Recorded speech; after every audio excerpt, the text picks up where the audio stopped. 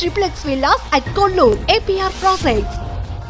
1997 Bhimavaram veterinary ఆసుపత్రి వెనకాల షేక్ సుల్తాన్ అనే వ్యక్తిని చాలా దారుణంగా హత్య చేశారు.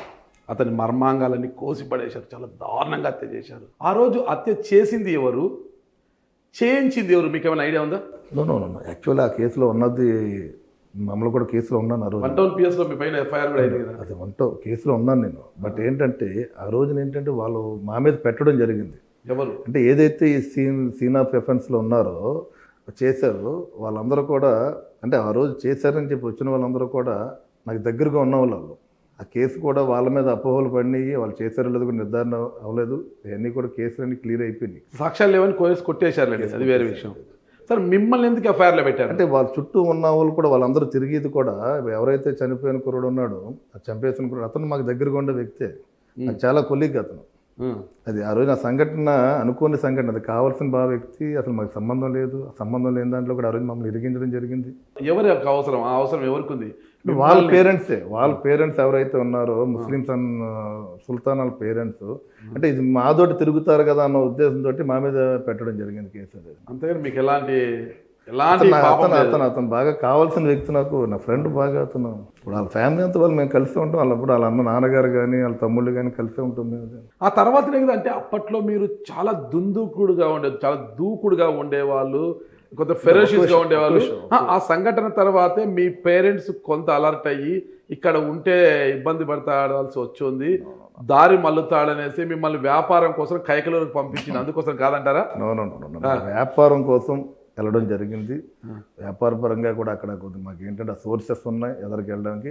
మీరు అన్నట్టు ఏంటంటే ఆ టైంలో ఏంటంటే ఏదన్నా ఒక నాయకత్వం ముందుండాలని ఆలోచనతో ఎదుర్కొండే వ్యక్తులు మేము. హై స్కూల్లో అవ్వచ్చు లేదా కాలేజీలో అవ్వచ్చు, కొద్ది చిన్ననాటి నుంచి కూడా ఫ్రెండ్షిప్లో కూడా అందరితోటి ముందు ఉండే వ్యక్తిని. ఆ నాయకత్వ లక్షణాలనే ప్రతి దాంట్లో కూడా అంతే నాయకర్ అంతే కదా. అందరికీ ఎవరికైనా ఒక విషయం నేను చెప్పాలి. ఇప్పుడు నేను భీమవరంలో నేను చదువు కానీ బాల్యం కానీ అక్కడ ఉన్నది కానీ ప్రతి ఒక్కరిని కలుపుకునే విధంగా అందరికీ అండగానే ఉన్నాను తప్ప కానీ ఏ రోజు కూడా ఎవరిని దూరం చేసుకునే విధానంలో ఏ రోజు లేదు.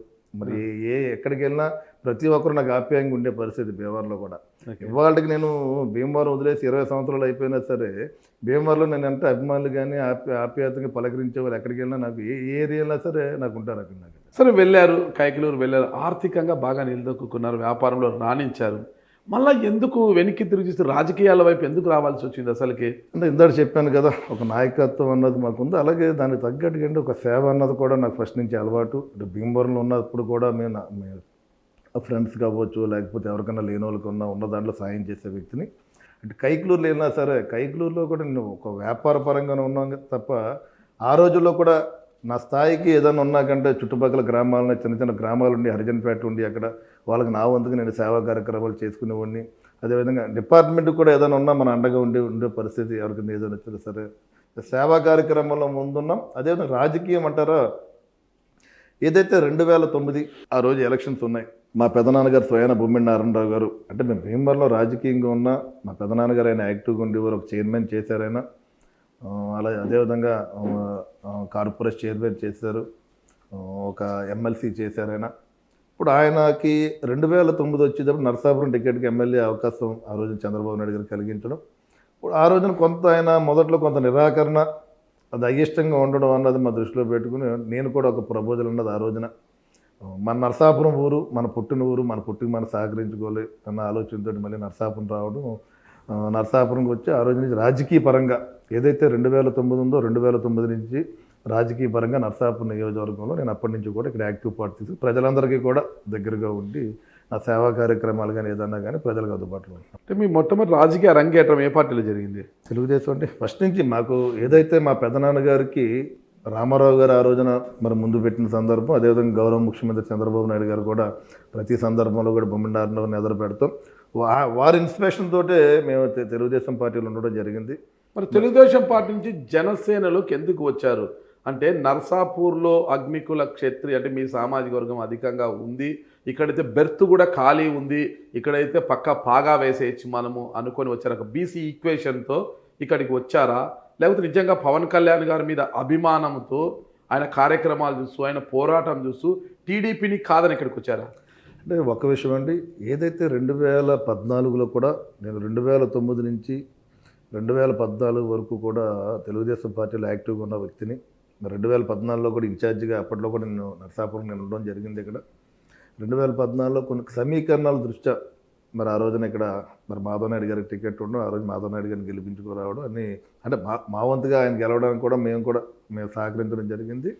2019 విషయంలో వచ్చేటప్పటికి ఆ రోజున మేమేంటంటే కొంత మరి పవన్ కళ్యాణ్ గారి యొక్క నడక, ఆయన అంటే వెళ్ళే విధానం కానీ స్ట్రైట్ ఫార్వర్డ్ అవ్వచ్చు, లేకపోతే వెళ్ళే తీరు అవ్వచ్చు, ఆయన భావాలు నచ్చి అంటే మాకు ఓవరాల్గా చెప్పుకుంటే ఎంటైర్ మా ఫ్యామిలీ కూడా పూర్తిగా కూడా పవన్ కళ్యాణ్ గారి అభిమానులు. మేము మా ఫ్యామిలీ ఎంటైర్ ఆయన సినిమాలు కానీ మేము ముందు నుంచి కూడా చిరంజీవి గారి సినిమాలన్నా ఆయన సినిమాలన్నా సరే మేము ముందుండి చూసే వ్యక్తులు ఫస్ట్ నుంచి కూడా.